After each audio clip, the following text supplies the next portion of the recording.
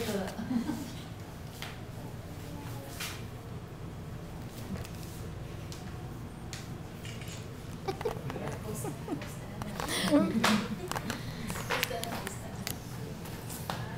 Pagdating nun, abangan nito ni Kuya.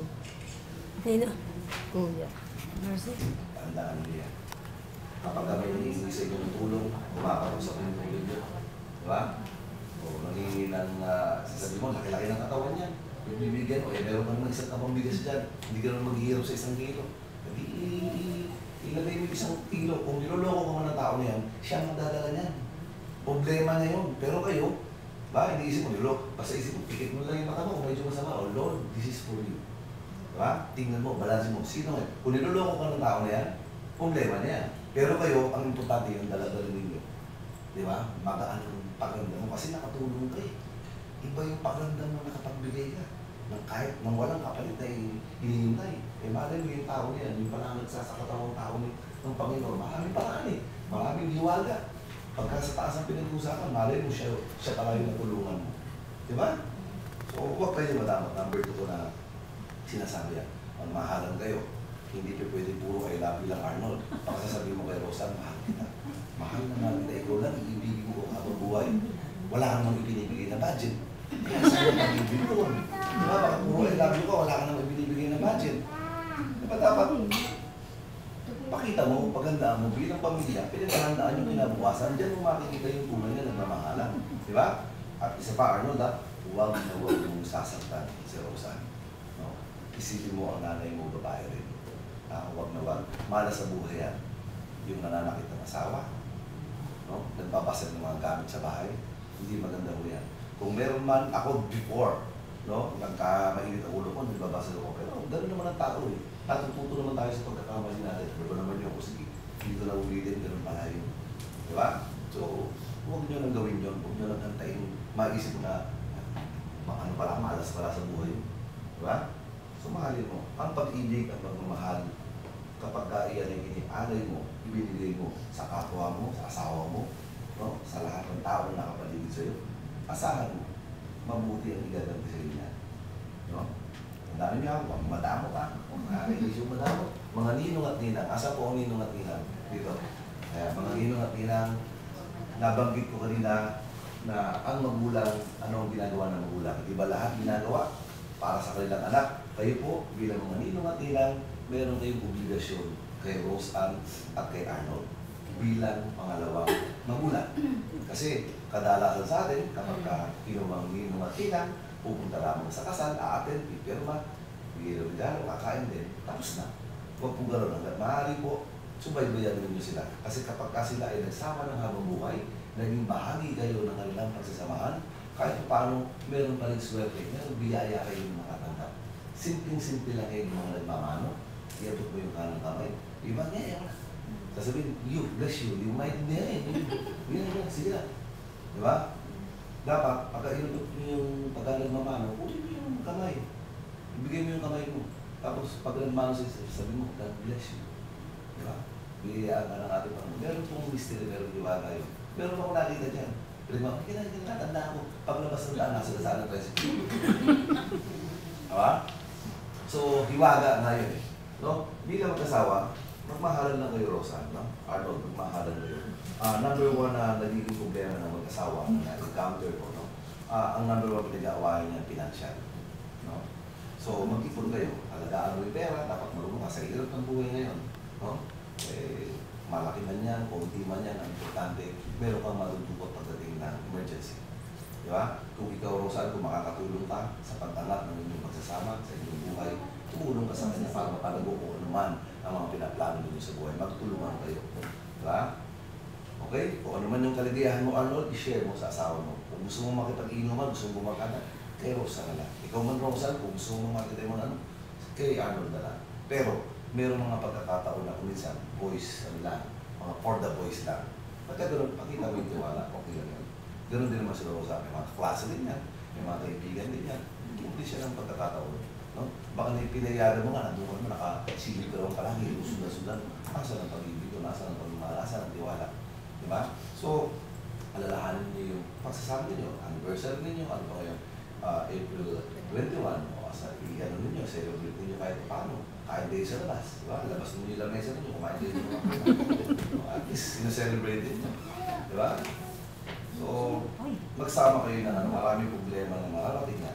Marami kung hindi pa nasasabi sa inyo na matadaanan ninyo. Alam ng mga magulang ninyo yan. Mga ninong at ninang na may encounter ninyo doon sa journey ninyo sa inyong paglalakbay.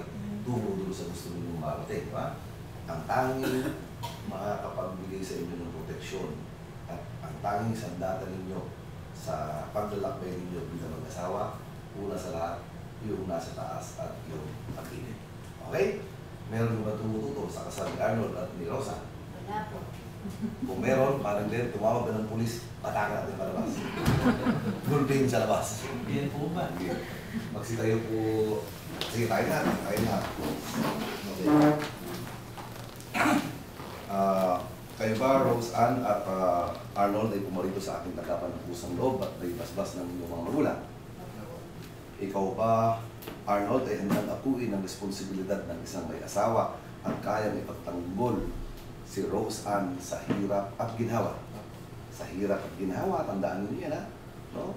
Ang buhay ng tao, hindi natin alam kung hanggang saan darating. Bukas makalawa, iba-iba. Kung minsan, baka magkasakit ka, iba.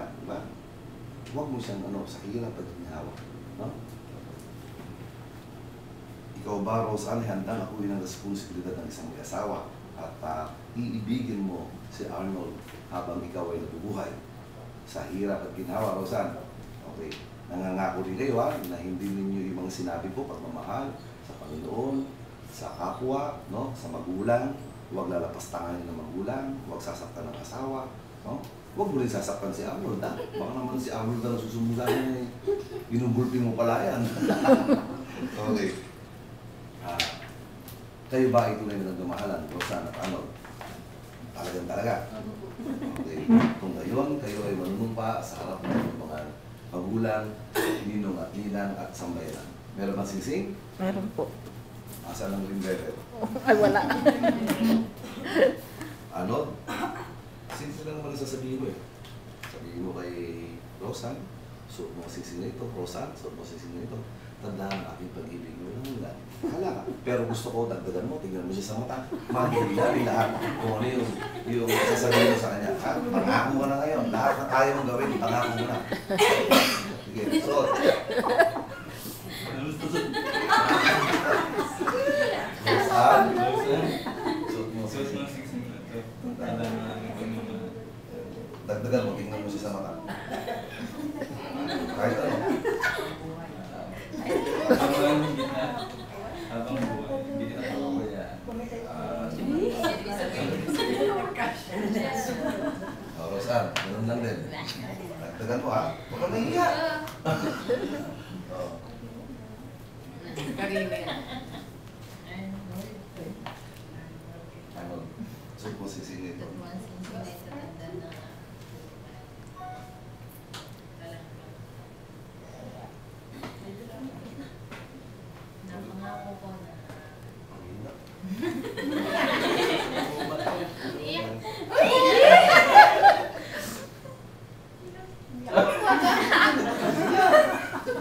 Isipin mo yung sa kanya, tumingin ka sa kanya. Ngayon, Okay lang yan. Okay lang kahit iyak ka. Okay lang yan. Tears of joy.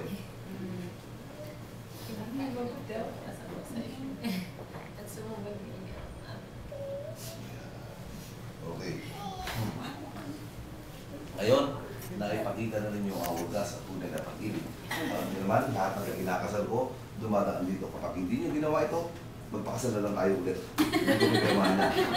Arnold, gawa na mo ng 10 seconds, lips to lips. 10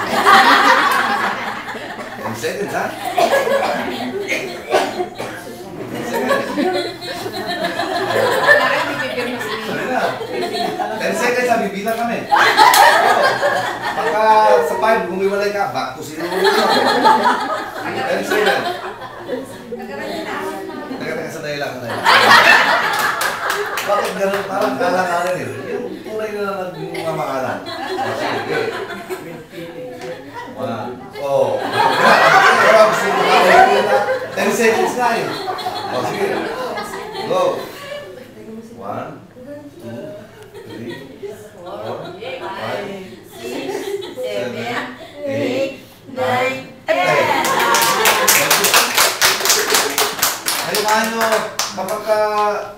para mga tuon. Pagka kayong dalawa lang, para kayong mga sawa. Sa visa at kapangyarihan na pinagkulob sa akin ng saligang batas ng Republika ng Pilipinas, ipinahahayag kong kayo ay mag-asawa na at magtutulungan sa hirap ginawa. Palakpakan po natin. Congratulations. Okay? Upo kayo. Check ninyo yung marriage contract ninyo kung may mali, no? Mga spelling. Sa ninyo at nila, okay lang yan, pero yung sa inyo, yung personal information, check ninyo. Habang nandito ba? Kasi kapag nagkamali dito, na-forward niya sa NSO, matagal na yun, may mga order na yun, nadapa kayo sa resultado ka. Pero pirmahan mo lang. Pagpirmahin ninyo ang mga ninong at sa bawang pirmahan dito. Ay, huwag mo na umalis. Video to, hindi. Video ba? Oh, next. Sino naman? Mga ninong at ninang. Mga ninong daw at ninang. Okay, kailangan nakuha yung mga mayor, congressman, governor. Oo, kaya dyan sa loob. Kaya naman. Kaya yan. Asay mga ninong. Sila Rupe. Uy, mga ninong at ninang mo. Kuya, kayo. Ninong at ninang po, para ba yung ikinakasal wala? Uy,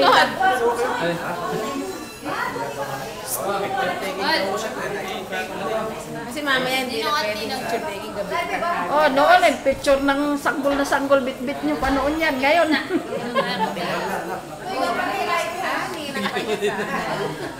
Oh, ba't di ba yun? Diyan, usog lang konti. Usog lang konti, Ate Linda. Yan. Yan. Oh, ngiti lang.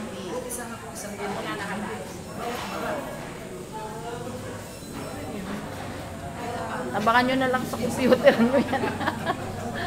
Okay. Ako mahihiya.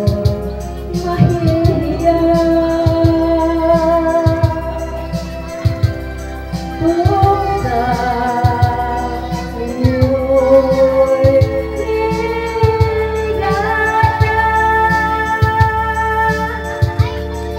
Pag-ibig mo lamang ang siyang tanging amin sa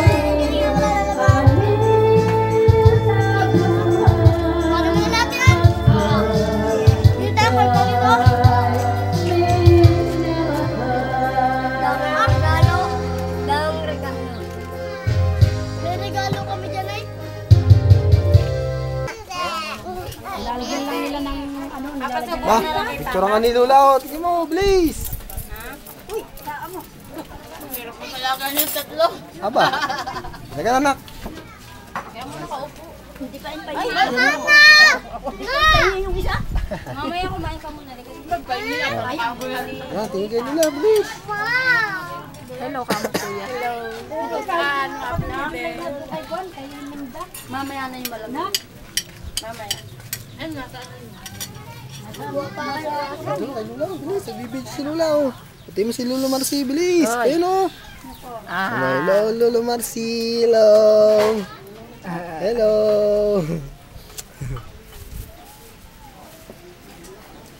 Saan kumakain ka baga? Napasubo daw sa iyo. Ay, patay tayo dyan. Kay mama ka lang pasuko. Flappy Bird! Ay, hindi! Ingobird! Wala ng Flappy Bird. Hindi na Ito ang pinutulog cook ng namin. Flappy Bird. Ayan na oh. Nalulungkot na. Ay, pagod. Luloko ko nga si Ninang taray ka, makikain sa akin, makikikain. Di mo ka ako nag-aaya sa Perupe. Gaya, hindi ko lang kayo makita. Mamaya, ubutin mo muna yung pari. Kasi parang Tumibang ka na kaya.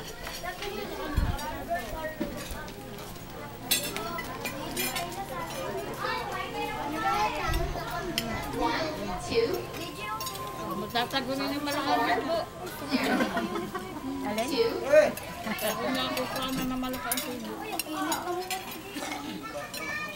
Lakihan nyo na. Ganun din naman ang sumay.